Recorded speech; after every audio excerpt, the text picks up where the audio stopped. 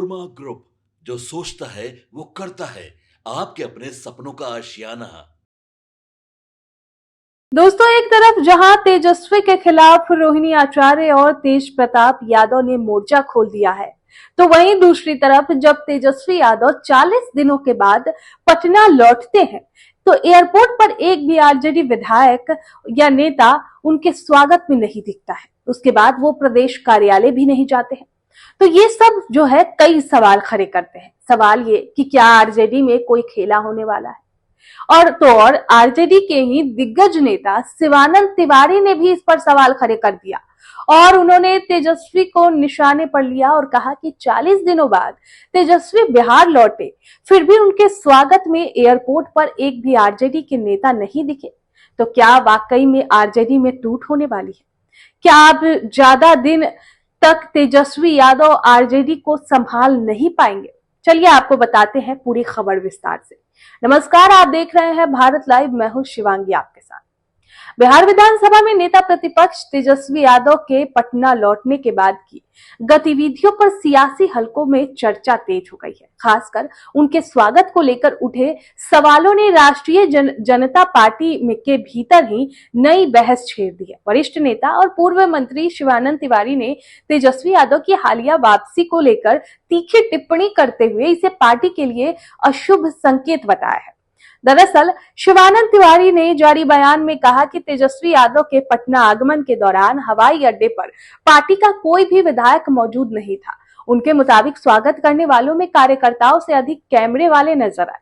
शिवानंद तिवारी ने यह भी सवाल उठाया कि तेजस्वी यादव एयरपोर्ट से सीधे अपने आवास चले गए और पार्टी के राज्य कार्यालय जाना जरूरी नहीं समझा।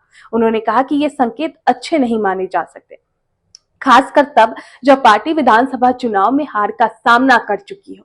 अब ये पहला मौका नहीं है जब शिवानंद तिवारी ने तेजस्वी यादव के कार्यशैली पर सवाल उठाए हैं।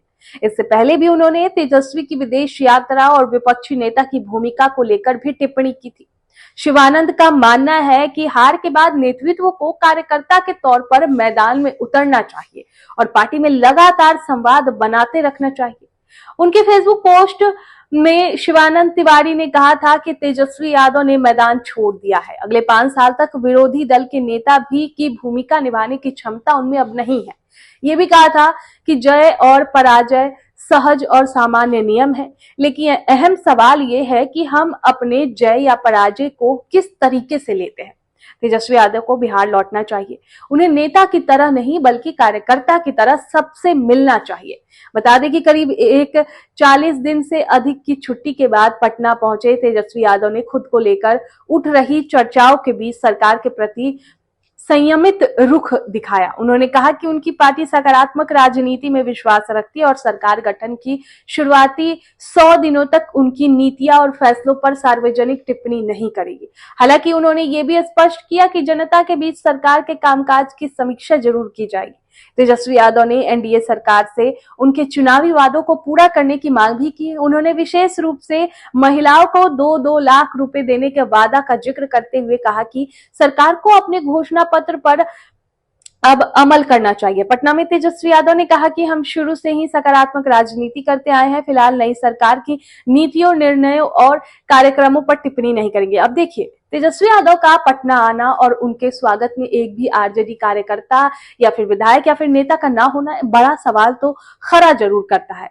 अब देखने वाली बात होगी कि क्या कुछ होता है आरजेडी के अंदर। कुछ दिन में सब कुछ क्लियर हो जाएगा। तो इस खबर में बस इतना ही। आपके सपनों को हमने सजाया है, ई होम्स पैनोरामा को हमने बनाया है। ई होम्स मेरा एक सपना था जिसपे मैं पिछले 4 साल से काम कर रहा था। हमने जो बनाया है वो सबने है माना। ई होम्स पैनोरामा में हो आपका भी आशियाना। और फाइनली हमने 2021 में इस प्रोजेक्ट को लॉन्च किया। बहुत लोग अप्रिशिएट कर रहे हैं कि पूर्णिया जैसे शहर में, बिहार के, एक तो बिहार की बात करें उसमें भी पूर्णिया जैसे छोटे जगह में इस तरह का लाइफस्टाइल देना, ये सुन के हम लोगों को बहुत अच्छा लगता है। ई होम्स में हमने कुछ और भी किया है, जैसे हम जिस जगह में रह रहे हैं हमारे फैमिली सिक्योर हो, उनको सिक्योरिटी का ध्यान में रखा है। आपकी सुविधा और सुरक्षा आपके लिए खास है।